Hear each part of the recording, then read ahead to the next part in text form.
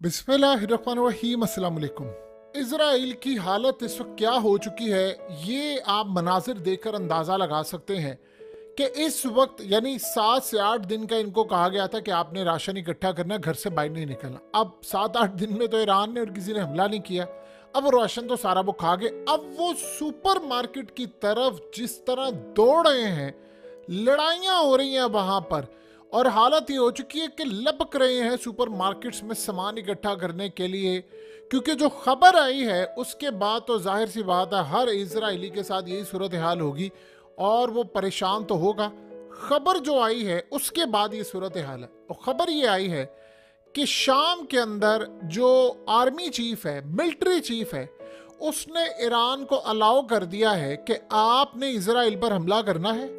आप एक काम कीजिए, मिसाइल यहां पर ले आए या ड्रोन है, क्योंकि ऑलरेडी आपको पता है इनके हथियार और चीजें सब कुछ है, तो आप यहां से बैठकर हमला कर लें। यहां से आप हमला करेंगे तो ना तो आपको जॉर्डन की तरफ जाना पड़ेगा, ना आपको इराकी एयर स्पेस के ऊपर से आना पड़ेगा, सीधा यहां बैठे और सीधा मारे मिसाइल। अब इस सूरत हाल में आप वहां पर मिसाइल मारेंगे, आप वहां पर ड्रोन्स मारेंगे, चीजें मारेंगे, तो इसराइल के टुकड़े टुकड़े हो जाएंगे। क्योंकि इसराइल ने आज जो ऐलान कर दिया है, अमेरिका ने असल में ये बात अब बता दी है, जो इसराइल ने सीक्रेटली उनको बताई। वो कह रहे हैं कि हमें खतरा ये है कि ईरान, लिबनान और इन सब के हमले में हमारे डिफेंस सिस्टम फेल हो जाएंगे।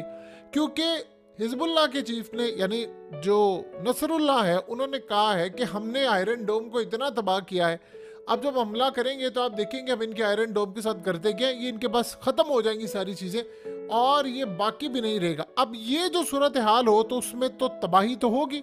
और उसके बाद जो उससे भी बड़ी डेवलपमेंट है कि इस वक्त प्लान ये चल रहा है, ये जो आपकी स्क्रीन पर लोग आ रहे हैं, ये असल में तमाम के तमाम जो लोग हैं, ये रीजनल काउंसिल के हेड्स हैं, उनकी मीटिंग हुई है और वो कह रहे हैं कि इजराइलियों को निकाल कर टेंटों में लेकर आना है। ये एक मकाफात अमल है। तो ये सारी डेवलपमेंट समझ लें कि मामला क्या है। देखिए, सबसे पहले इस तस्वीर को आप गौर से देखिएगा, टाइम मैगजीन की तस्वीर है। इसमें नेतन्याहू की तस्वीर है, पीछे ब्लैक एंड व्हाइट और धुआं सा उठता है। इसका बीबी एट वॉर, यानी आपको पता है नेतन्याहू को बेंजामिन नेतन्याहू और उसको निकनेम बीबी है।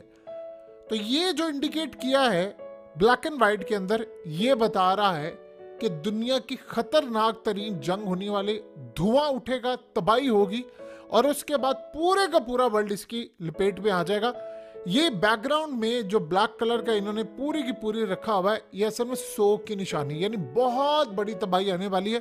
तो आपको पता है मैगजीन और ये चीजें तमाम बताते हैं। अब आप जरा हाल देखिए कि इजराइल के अंदर क्या हो रहा है। ये लोग इस वक्त भाग रहे हैं, तेजी के साथ भाग रहे हैं, क्योंकि वहां पर एक तो सप्लाई नहीं आ पा रही जिस तरह आनी चाहिए थी, दूसरा वहां पर मार्केट्स में शॉर्टेज हो चुकी है चीज़ों की। तो लोगों ने अपने घर के अंदर जो सामान और ये तमाम चीज़ें हैं वो इकट्ठा करना शुरू कर दी हैं, और इस तरह इकट्ठी करनी शुरू कर दी हैं कि वो पहले उनको खतरा ये था कि 7 दिन तक या 4 दिन तक ये सारा कुछ होगा। अब वो तेज़ी से भाग रहे हैं, लड़ाइयाँ हो रही हैं वहाँ पर, और हालत ये हो चुकी है कि किसी को पता नहीं है कि क्या मामला होगा। वहाँ पर जाकर स्टोर्स के स्टोर्स खाली हो रहे हैं, यानी ये खौफ में जो बाइंग हो रही है, ख़रीदारी हो रही है, जितना उनके पास पैसा चीज़ें हैं वो सारा कुछ ख़रीद कर ला रहे हैं। अब वो कह रहे हैं कितनी गुंजाइश रखते हैं, वो हुकूमत की जानिब देख रहे हैं कि आप हमें बताएं कब हमला होगा। उनको कुछ नहीं पता कि हमला कब होना है, क्या नहीं होना।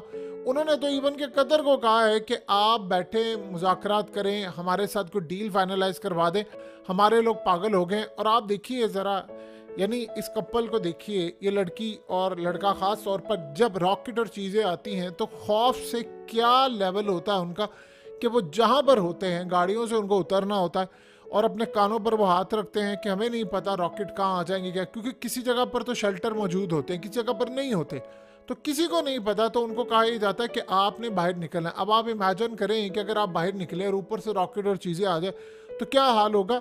ये खौफ में जो इस वक्त ये लोग जी रहे हैं, आप उसका और हम लोग अंदाज़ा नहीं कर सकते। आप किसी को मार दें वो एक अलग चीज़ है, लेकिन जो खौफ इन्होंने फैलाया हुआ है कि जी कल हमला हो जाएगा, परसों हो जाएगा, रोज़ वो कहते हैं। आज उन्होंने कहा था कि जुमे की नमाज पढ़ के होगा, लेकिन उन्होंने अभी हमला नहीं किया। वो इनको मुकम्मल तौर पर नफसियाती तौर पर बीमार कर रहे हैं। पूरे का पूरा इनका ऑपरेशन रुका हुआ है, क्योंकि अब जो डेवलपमेंट आई है वो ये है कि जो शाम का सिक्योरिटी चीफ है, यानी आर्मी चीफ है, उन्होंने ईरान को ओपनली कह दिया है कि आप हमारी सरजमीन पर आ जाएं, यहाँ से आप हमला करें, इजराइल पर मिसाइल मारे, ड्रोन्स मारे, जो करना है आप करें, आपको भरपूर आज़ादी। जब ये खबर आई इजरायली मीडिया पर तो जाहिर सी बात है सबसे पहले प्रॉब्लम ये हुई कि इसराइल के अंदर खौफ मचा, इसीलिए तो लोग भागे। अब ईरान के और यानी समझ लें कि रूस के भरपूर बड़े अंदाज में उनके इस वक्त कार्गो पहुंचे हुए हैं और वो रूस की मिलिट्री बेस पर शाम में पहुंचे हैं। वहां पर धड़ाधड़ मिसाइलों के साथ साथ वेपन्स, न जाने वहां पर ड्रोन्स और क्या क्या चीजें वहां पर पहुंचाई जा रही है। किसी को नहीं पता क्या होने वाला है, क्या मामला होने वाला है, लेकिन इन सबको इतना पता है कि तबाही हमारे दरवाजे पर आ चुकी है। अब ये सूरत हाल है कि वहां से गालिबन ही हमला करेंगे। जितनी अभी तक इंटेलिजेंस मालूमात थी अमेरिका और इसराइल के, यूरोप की, वो सारी की सारी इस वक्त मुकम्मल तौर पर फेल हुई हैं। अमेरिका ने पीर से लेकर अब तक का जितने हमले, जो तमाम चीज़ें की थी, वो टोटली सारी अब तक फेल हुई हैं। लिहाजा उनको नहीं पता ये शाम से जो हमला करना है, शाम से अगर हमला होता है तो आप ये समझ लीजिए कि शाम के अंदर बैठा हुआ है दुनिया का सबसे बड़ा किंग, यानी रूस बैठा हुआ है, S-400 ऑलरेडी वहां पर लगा हुआ है, तो ये ज़्यादा इजी चीज़ होगी। अब शाम जाहिर सी बात है, इन्होंने वार्निंग जारी की शाम के अंदर ये काम करेंगे तो वहाँ पर मलेशिया से, आपको पता है कि अमेरिका की जो ख़ास तौर पर वहाँ पर मिलिट्री बेस थी, जो ऑयल फील्ड थी, वहाँ पर जो उन्होंने कब्जा किया हुआ था, वहाँ पर पिछले कई दिनों से हमला हुआ है और कई इलाके उनके हाथ से चले गए हैं, यानी उन्होंने उन इलाकों को वापस ले लिया। ये पहली दफ़ा हुआ है। तो अमेरिका के तो पैरों तले ज़मीन निकली है कि यार ये क्या हुआ है, तो वहाँ पर भी सूट करता है इनको। अभी तक ये भी नहीं पता कि ईरान ने यहाँ से भी गालिबन हमला करना है, लेबनान भी हमला करेगा। लेबनान के हवाले से इन्होंने कहा कि वो इंडिपेंडेंटली हमला करेंगे।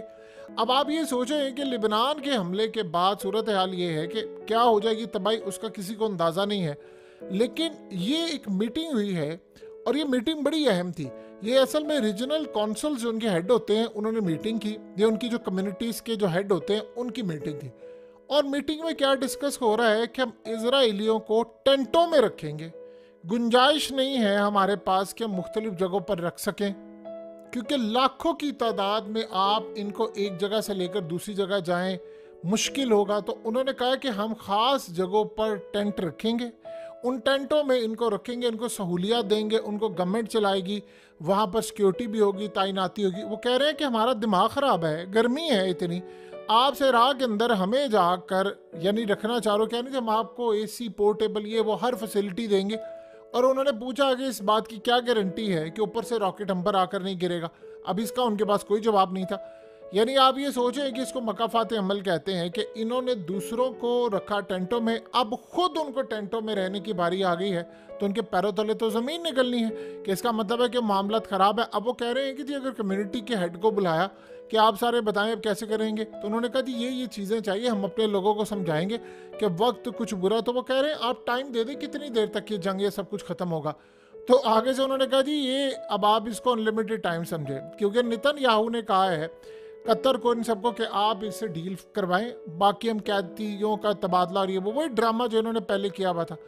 उधर से याह्या सिनवार ने कह दिया है, यानी इजराइल ने कहा है कि उन्होंने पैगाम ये दिया है कि हमास का जो नया चीफ आया है उसने कहा है कि मिस्रियों को उसने बात ये कही है कि अब डील कोई एक्सेप्ट नहीं होगी, बस आखिरी एक चीज़ है, तमाम इजरायली फौजें निकाल दें, वरना याद रखिएगा उससे पहले बस हम रहें या ना रहें, अब हम पूरी लड़ाई करके उठेंगे। और इसके अलावा इजराइल की कोई शर्त काबिल कबूल नहीं है हमारा, उन्होंने चीफ मार दिया है। सो लिहाजा अब ये लड़ाई जो वो आखिरी दिन तक जाएगी। और उन्होंने बड़ा क्लियर कह दिया कि कतर, मिस्र और अमेरिका के लीडर्स को टाइम ज़ाया करने की ज़रूरत नहीं है, हमारी लड़ाई अब रहेगी और हमने अब छोड़ना नहीं है। सो अब सूरत हाल ये जो पैदा हो रही है वो जाहिर सी बात है इजराइल के लिए मसला है कि रिज्यूम टॉक्स भी नहीं हो पा रही और लड़ाई होगी, और उसके बाद जो अब लड़ाई होने वाली है वो इतनी खतरनाक होगी कि अब टेंटों में इनको रहना पड़ेगा। और टेंटों में रहने के बाद बहुत ज़्यादा मामला हद तक इतने ख़राब हो जाएंगे कि अब ये लड़ाई अगले पैमाने पर जाने वाली है। यानी अब रीजन से निकल कर ये लड़ाई पूरी जगह इलाके में फैलेगी। सबसे ज़्यादा अभी तक जो मसला इनको चल रहा है वो ये है कि इजराइल का इस वक्त जो हेल्थ केयर सिस्टम है वो मुकम्मल तौर पर यानी इस वक्त कोलैप्स हो रहा है। उसकी वजह ये है खून की ज़रूरत पड़ेगी, डीजल की ज़रूरत पड़ेगी, फ्यूल की ज़रूरत पड़ेगी, जनरेटर्स उन्होंने चलाने हैं, हेल्थ केयर सिस्टम इस वक्त उनका मुकम्मल तौर पर तैयारी कर रहा है। अस्पतालों में इमरजेंसी नाफिज हो रही है। वो कह रहे हैं कि इस वक्त हमारे पास इतना नहीं है कि हम बहुत ज़्यादा अनलिमिटेड कोई स्टॉक्स रख लें, क्योंकि आप ये देखिए लेबनान ने ये कहा है कि अभी हम नहीं बताएंगे कि हम कल हमला करेंगे, परसों करेंगे, चौथ करेंगे, एक महीने बाद करेंगे। हम करेंगे ज़रूर। इस सारे सिनेरियो में उनको ये लगता है कि अवाम इजराइल की अपनी गवर्नमेंट के वैसे ही खिलाफ हो जाए कि आपने हमें कहाँ पर लटकाया, बिना हम आगे जा सकते हैं ना पीछे जा सकते हैं। तो आप इस सारी सूरत हाल में हमें बताएं कि हमारे साथ होने क्या वाला है, हमारा क्या मुस्तकबिल है।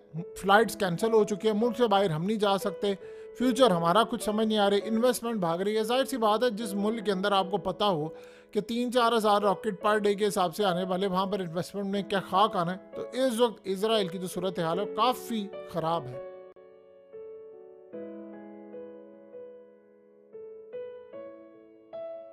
हकीकत टीवी को सब्सक्राइब करना मत भूलें, वीडियो को लाइक करें, शेयर करें और कमेंट सेक्शन में अपनी राय का इजहार ज़रूर करें।